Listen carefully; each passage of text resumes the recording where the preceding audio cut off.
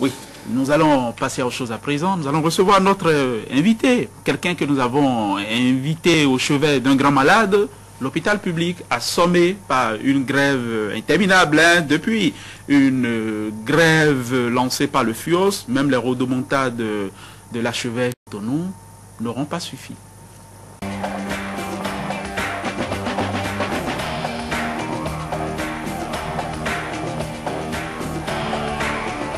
Et l'infirmier de garde qui va s'activer au chevet du grand malade de l'hôpital public de notre pays, c'est Soulé Salako. Vous êtes coordonnateur, vice-coordonnateur du FUOS.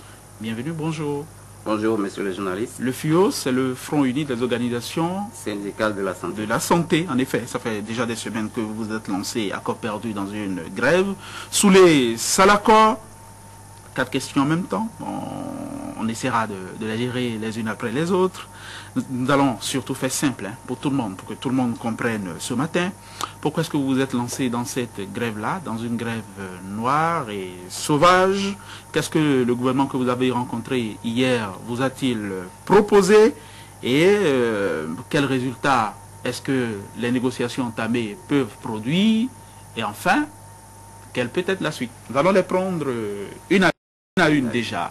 Qu'est-ce que vous réclamez? Qu'est-ce que vous revendiquez? Pourquoi est-ce que vous vous êtes lancé dans cette grève-là, 72 heures par semaine et sans service minimum? Merci, nous avons démarré 112 heures sans service minimum, comme vous voulez de le dire, depuis 3 semaines, parce que il y a plus de 2 ans que la prime de risque a été relevée à la hausse pour une catégorie du personnel. Et à la suite de ce relèvement de la prime de risque, nous avons haussé le ton. Le chef de l'État, le président de la République nous a reçus. Il a dit, mes chers enfants, laissez tomber, donnez-moi 2 mois, je vais régler cette question. Je crois qu'il a confié le dossier au comité paritaire. Et 2 mois, 3 mois se sont écoulés. Le comité paritaire a fait des propositions qu'il a déposées. Il s'est fait que 1 an, 2 ans après, il n'a pas eu de suite. Mais on ne sait pas, on n'est pas resté à ne pas le lui rappeler. Et la preuve, c'est qu'en février dernier, il nous a reçus, nous avons reposé le problème, il a dit je vais le régler. Alors, nous avons échangé des courriers également par rapport à ce dossier-là, mais il se fait que jusqu'à aujourd'hui, nous sommes toujours à l'étape de on va le faire, et à un moment donné, nous avons dit, dans ce pays, tant qu'on n'ose pas le ton, les problèmes ne se règlent pas. Et c'est ça qui a fait que nous avons commencé par avertir d'abord, parce que nous avons écrit au ministre d'État Pascal Irénée Koupaki, nous avons fait une sortie médiatique, ensuite nous avons fait un sit-in au niveau de notre ministère.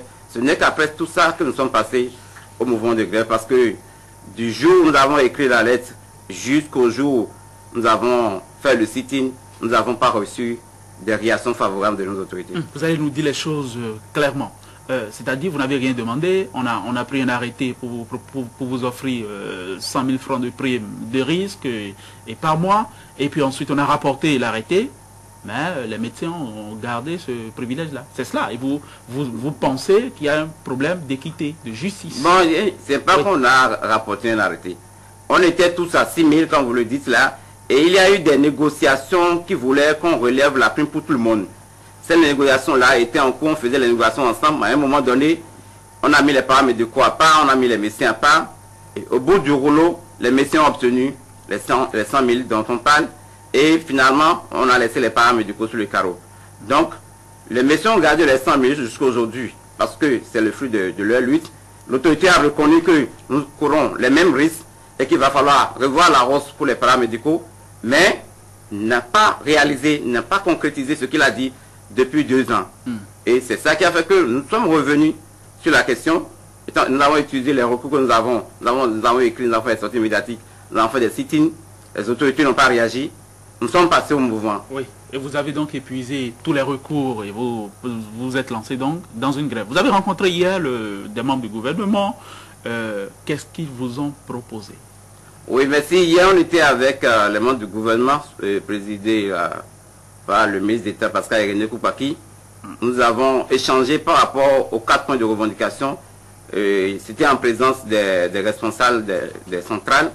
Et par rapport au premier point, actuellement, nous sommes en train de retenir qu'à compter de janvier 2011, la prime de risque sera revue à la hausse pour le personnel paramédical qui est actuellement en grève. Et en dehors de ça, c'est que nous avons demandé que la date d'effet financier de cette prime, ça soit juillet 2008, puisque c'est à ce moment-là qu'on a relevé pour le personnel médical. Et ce n'est que c'est depuis ce moment que nous avons commencé à poser le problème. Donc le ministre d'État a dit qu'il a pris acte et qu'il va rendre compte au chef de l'État. Et qu'il ne pouvait pas hier trancher pour dire c'est accordé définitivement, vous l'aurez à compter de 2011 avec effet financier rétroactif, qui va rendre compte au chef de l'État. Donc par rapport à ce point-là, c'est ce que nous avons retenu. Maintenant, par rapport au second point qui est à rapport à la prime exceptionnelle de motivation, c'est que nous, dans notre motion, nous avons demandé que les échéanciers soient revus. Parce que en temps, il y a eu certains syndicalistes qui sont vus avec le ministre d'État pour faire un calendrier. Nous n'avons pas été associés à cela. Et lorsque nous avons vu le calendrier, nous avons vu que ce n'était pas réaliste pour selon nous. Et nous avons demandé qu'on puisse revoir. Mais je dois dire que les négociations hier n'ont pas permis véritablement de changer le calendrier. Seulement que par rapport à 2007, parce que la prime ultime de 2007, on reste le devoir. L'État a dit que il va voir s'il peut nous payer ça par titrisation. Ça, c'est certaines centrales qui l'ont proposé ça pour voir que bon, il a déjà pris beaucoup d'engagements. S'il ne peut pas mettre dans le budget directement en numéraire qui va nous payer, il peut utiliser la voie de la titrisation pour pouvoir régler l'année 2007. Et le ministre d'État a également dit qu'il va rendre compte au chef de l'État par rapport à ça. Mais la tranche qu'on a déjà programmée de payer au titre de l'année 2010, il y a certains qui étaient laissés pour compte. Et le ministre d'État a reconnu qu'on ne peut pas laisser des gens qui normalement devaient bénéficier de la prime, que pour lui cela fait des omissions et que l'État va prendre en compte ce qu'on est en train de laisser actuellement. Mais quand est-ce que ceux-là seront pris en compte? Réellement, nous n'avons pas déterminé la période parce que certains doivent bénéficier normalement de cette prime-là. Ce mois de novembre, les États sont déjà envoyés aux finances. Ceux qu'on nous considère comme étant omis, on a dit, sur le principe, ils seront payés. Mais quand nous n'avons pas déterminé cela à la rencontre, ça c'est le deuxième point. Le troisième point, c'est par rapport aux défalcations sur salaire. Nous avons demandé qu'on nous restitue. Et là, le ministre d'État a dit que les défalcations qui ont été opérées sur salaire en 2010, dans la période où on a restitué pour les enseignants, ne posent aucun problème, puisque les centrales avaient demandé que cela soit élargi à tous certains qui ont fait des mouvements de grève dans la même période, que d'office, on pouvait restituer cette défalcation-là. Il faut que les gens fassent les formalités afférentes.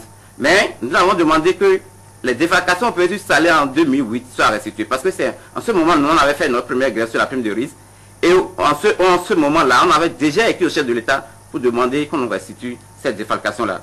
Donc, le ministre a dit il va falloir que le recours qu'on avait adressé au chef de l'État en son temps, qu'on puisse faire ce recours-là, qu'on puisse apporter le recours et qu'on puisse faire le point de ceux qui sont concernés par cette défalcation de 2008. Ça fait trois points. Ça fait 3 points. Le dernier point, c'est par rapport à l'accélération du processus de reversement. Par rapport à l'accélération du processus de reversement, bon, on a dit de façon vague que le processus sera accéléré. On n'a pas dit les modalités de son accélération. Nous, ce que nous avons souhaité, c'est qu'on nous dise, au lieu d'une séance par jour que nous faisons actuellement, que nous passons à 2 séances par jour, par semaine, que nous passons à 2 séances par semaine, et au lieu de 3 chefs d'atelier, que nous passons à 5 chefs d'atelier, c'est ce que nous avons souhaité, mais les modalités d'accélération n'ont pas été définies. On a dit, nous allons accélérer le processus. Donc, globalement, hier, voilà ce qu'on s'est dit. Qu'est-ce que vous direz? Vous direz que c'est en bonne voie? Vous direz que les choses ont pris une bonne direction? Ou vous direz qu'il n'y a rien eu du tout? Non, je dirais que c'est en de bonne voie. Parce que nous avons rencontré le gouvernement le vendredi dernier. Le ministre d'État nous avait dit que la prime de risque sera payée en 2012. Et hier, on est sorti sur la base de ça, sera payé en janvier 2011. Donc je vois qu'il y a eu d'avancées par rapport à vendredi. Donc, si les négociations se poursuivent, puisqu'il a dit, il va rendre compte au chef de l'État avant de nous appeler. Lorsqu'il va rendre compte au chef de l'État, il va nous appeler. Certainement qu'on trouvera des portes de sortie par rapport à ce que nous demandons. D'accord. J'ai encore 2 petites questions pour vous, mais vraiment 2. On va moins s'étendre. La première, pourquoi est-ce que vous êtes resté sourd à l'appel de Monseigneur l'archevêque de Cotonou, qui a appelé à briser la grève? Et la seconde question, comment est-ce que vous réagissez au recrutement d'appelés de service militaire pour vous remplacer, les agents de santé en grève? Merci. D'abord, par rapport à l'archevêque qui a appelé à briser la grève, je pense que la démarche, selon moi, ça aurait été, comme nous avons constaté dans d'autres cas, que les personnalités puissent jouer à des moments donnés des médiations pour éviter qu'on arrive à la crise. Parce que nous avons annoncé qu'il y avait des problèmes. Depuis octobre, peut-être que l'archevêque nous aurait appelé ou bien aurait intervenu auprès du chef de l'État pour qu'on n'en arrive pas à la grève. Aujourd'hui, on est à la grève, on voit que c'est pas bon et qu'il faut qu'on demande à certains de briser le mouvement. Non, la solution, selon nous, c'est pas ça. Je pense que l'archevêque peut-être aurait pu intervenir auprès du chef de l'État comme il a fait dans le dossier d'interdiction des marches pour qu'on puisse régler les problèmes en 24-48 heures et on ne sera pas là. Ça, c'est ce que je pense. Le deuxième point, c'est par rapport à l'utilisation des appels de services militaires. Je pense que ce n'est pas la solution. D'abord, ça coûte énormément à l'État. On a dit chaque appelé prend 132 000 francs. Et ils sont 3 000 à être recrutés. Et ce que notre ministre dit, nous avons refusé de faire la réquisition. Nous avons dit, si on veut réquisitionner les gens, il faut qu'on dise combien on veut les payer. On dit, on n'a pas de l'argent. Au moment où on n'a pas de l'argent pour payer ce qu'on va réquisitionner sur le terrain, on a 132 000 à distribuer à 3 000 appelés pour faire le travail à notre place. Donc, nous voyons que c'est anormal. Et avec ces 3 000 appelés, on ne peut même pas régler le problème. Parce qu'il y a au moins 12 000 travailleurs en grève actuellement. D'accord, oui. Très bien, mais combien de victimes est-ce que la grève a fait à ce jour? Vous avez dit 3 semaines de grève. Est-ce que vous avez fait attention à ceux qui sont morts en temps du fait et de la faute de cette grève-là, non? Bon, moi, je ne sais pas. C'est pas votre rôle que de compter des Maccabées, non? Est-ce que cela peut constituer notre rôle? À chacun son rôle, alors. Bon, c'est pas chacun son rôle, mais vous me permettez de finir en disant que les négociations ont démarré, mais que le ministre de la Santé est en train de poser des actes susceptibles d'empêcher le mouvement d'arrêter. Parce qu'il menace partout que les gens peuvent faire des vacances de salaire, ils demandent aux huissiers d'aller sur le terrain et recenser les grévistes. Il menace même d'assigner les responsables syndicaux en justice. Il y a pas mal d'actes qu'il est en train de poser actuellement qui ne permettent pas une sortie de crise favorable. Il va falloir qu'il remette à bas sur terre et qu'il revienne sur ces mesures, même les pouvoirs d'appeler du service militaire, pour qu'enfin on sorte de la crise. Souley Salakor, vice-président, premier vice-président du FUOS. Premier vice-coordonnateur, c'est comme ça se dit chez vous. Oui. Premier vice-coordonnateur du FUOS, le Front Uni des organisations syndicales du secteur de la santé. Merci d'être venu. Merci, monsieur. Et à bientôt.